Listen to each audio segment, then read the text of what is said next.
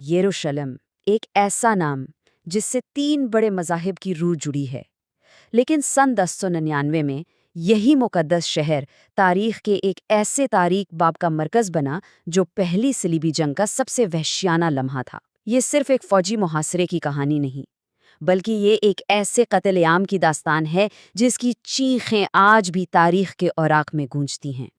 ذرا تصور کریں، صدیوں تک یروشلم ایک ایسی جگہ تھی جہاں امن تھا، جہاں مختلف مذاہب کے لوگ ایک ساتھ رہتے تھے۔ لیکن پھر آیا سال 1099 اور اس امن کو ہمیشہ کے لیے توڑ دیا گیا۔ صلیبیوں کی آمد نے اس مقدس شہر کو ایک مقتل میں بدل دیا، جہاں انصاف کی جگہ قتل و غارت نے لے لی اور عبادت گاہوں کی حرمت کو پامال کر دیا گیا۔ تو آئیے اس کہانی کو شروع سے سمجھتے ہیں۔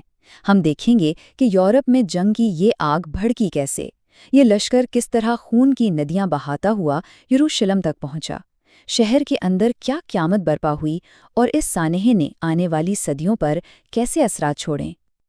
ہر بڑے طوفان کا ایک آغاز ہوتا ہے۔ یروشلم کی اس تباہی کی کہانی بھی 11ویں صدی کے یورپ میں شروع ہوئی، جب ایک شخص کی پکار پر ہزاروں لوگ اپنے گھر، اپنے خاندان، سب کو چھوڑ کر ایک نام نہاد مقدس جنگ کے لیے مشرق کی طرف چل پڑے۔ سال تھا 1095 اور پاپائے روم اربن دوم نے ایک ایسا اعلان کیا جس نے پورے یورپ کو ہلا کر رکھ دیا۔ انہوں نے مسلمانوں کے خلاف ایک مقدس جنگ کا نعرہ لگایا اور ساتھ میں ایک ناقابل یقین وعدہ بھی کر دیا، جو کوئی بھی اس جنگ میں مارا جائے گا اس کے تمام گناہ معاف ہو جائیں گے۔ سوچئے، یہ صرف جنگ کی کال نہیں تھی، یہ گناہگاروں کے لیے جنت کا ٹکٹ تھا۔ اور اس پکار پر کیسا لشکر جمع ہوا؟ کوئی 80,000 سے زیادہ لوگ، اور یہ کوئی منظم فوج نہیں تھی۔ اس میں تجربہ کار سپاہی بھی تھے تو غریب کسان بھی، دولت کے بھوکے جاگیردار بھی تھے تو اپنے گناہوں سے بھاگتے ہوئے مجرم بھی، سب ایک ہی پرچم تلے جمع ہو گئے۔ دیکھیے، نعرہ تو مذہب کا تھا، لیکن پردے کے پیچھے کھیل کچھ اور ہی تھا۔ یورپی جاگیردار مشرق میں نئی زمینیں چاہتے تھے، تاجر مشرق وسطی کے منافع بخش تجارتی راستوں پر قبضہ کرنا چاہتے تھے، اور خود پوپ اپنی سیاسی طاقت کو بڑھانا چاہتا تھا۔ تو یہ جنگ جتنی عقیدے کی تھی، اتنی ہی حرص اور طاقت کی بھی تھی۔ جب یہ لشکر یورپ سے نکلا تو اس کا سفر مقدس کم اور وحشیانہ زیادہ تھا۔ یروشلم تک پہنچنے کا راستہ سیدھا نہیں تھا، بلکہ یہ معصوموں کے خون سے بنا ایک راستہ تھا جس کے ہر قدم پر انسانیت دم توڑ رہی تھی۔ یہ الفاظ کسی مسلمان مورخ کے نہیں، بلکہ خود ایک یورپی تاریخ دان رالف آف کیبرس کے ہیں۔ انطاکیہ کے محاصرے کا حال بیان کرتے ہوئے وہ لکھتا ہے، شہر کی گلیاں خون سے بھر گئیں اور بھوک کی شدت میں ہم نے انسانوں کو بھی کھایا۔ یہ آدم خوری، یہ ان کے سفر کی بربریت کی صرف ایک جھلک تھی۔ کئی سالوں کے سفر اور ان گنت شہروں کو برباد کرنے کے بعد آخر کار صلیبی اپنی منزل پر پہنچ ہی گئے۔ جون 1099 میں انہوں نے یروشلم کی دیواروں کے باہر ڈیرے ڈال دیے اور تاریخ کے سب سے خوفناک محاصروں میں سے ایک کا آغاز ہو گیا۔ صلیبیوں نے شہر پر ہر طرف سے حملہ کر دیا۔ انہوں نے دیواروں سے بھی اونچے لکڑی کے ٹاور بنائے، شہر کے گرد حفاظتی خندقوں کو مٹی اور پتھروں سے بھر دیا اور دن رات دیواروں پر پتھروں اور آگ کے گولوں کی بارش کرتے رہے۔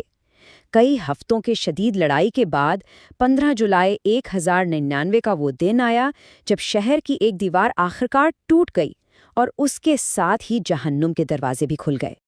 دیوار کا ٹوٹنا صرف ایک فوجی شکست نہیں تھی، یہ شہر کے اندر موجود ہزاروں بے گناہ باشندوں کے لیے موت کا پروانہ تھا۔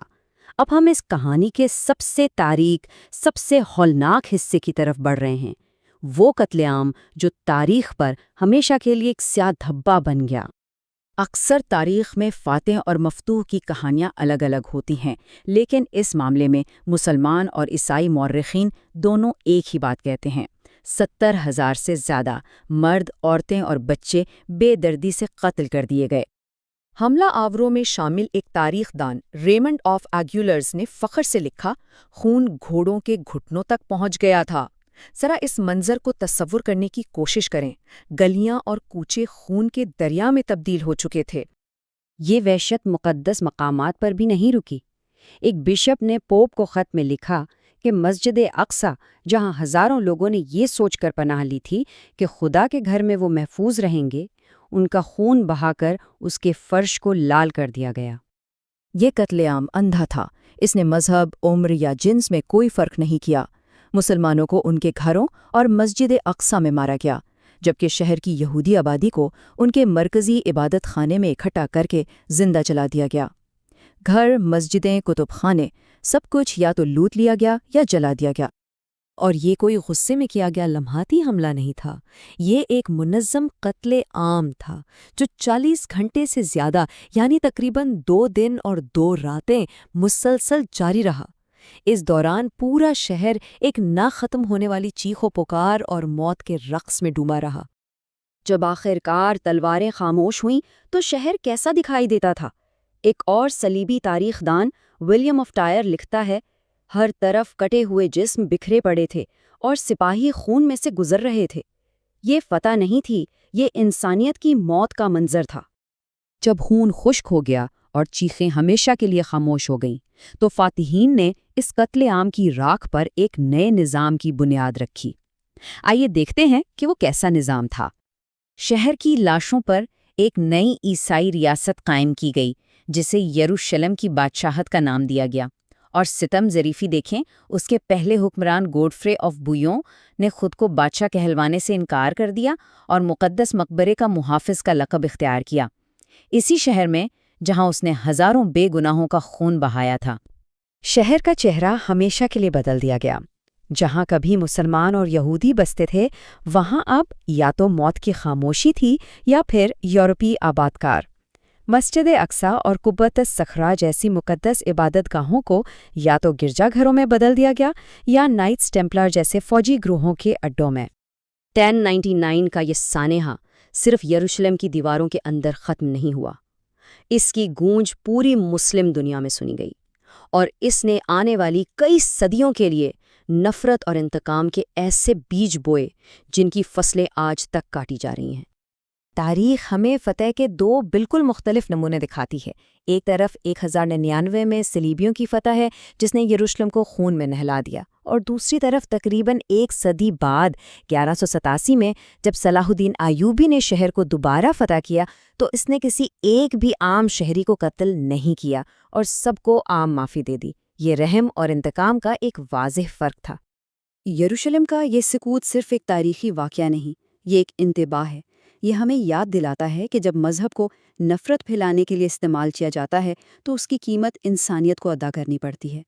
یہ اس بات کا ثبوت ہے کہ جنگیں صرف عمارتیں نہیں گراتی، وہ انسانوں کی روح کو بھی تباہ کر دیتی ہیں۔ تو آخر میں یہ سوال ہم سب کے لیے ہے، تاریخ کے یہ تاریک ابواب ہمیں تنازعات کی اصل قیمت کے بارے میں کیا سکھاتے ہیں، اور ہم ان سے کیا سبق سیکھ سکتے ہیں تاکہ انسانیت کو دوبارہ ایسے دن نہ دیکھنے پڑیں۔